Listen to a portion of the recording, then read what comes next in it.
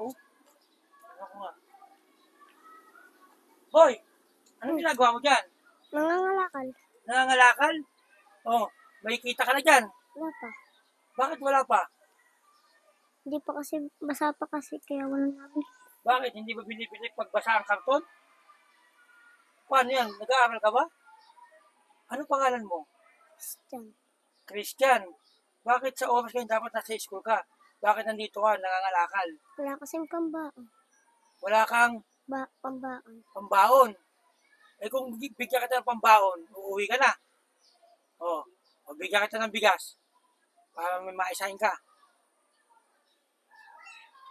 Tapos, ibig sabihin, ito, dito ka kumukuha ng ibebenta mo. O pag kita binigyan ng baon mo, uuwi ka na. Pag binigyan kita ng bigas, uuwi ka na. Sigurado ka ha. O, ito. Anong grade mo na nga pala? 1. Ilang taon ka na?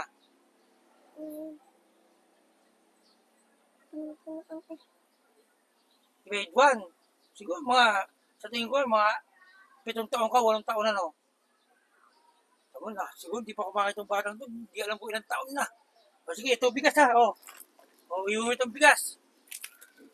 Tapos ito, bigyan na ng pambaon mo, 200.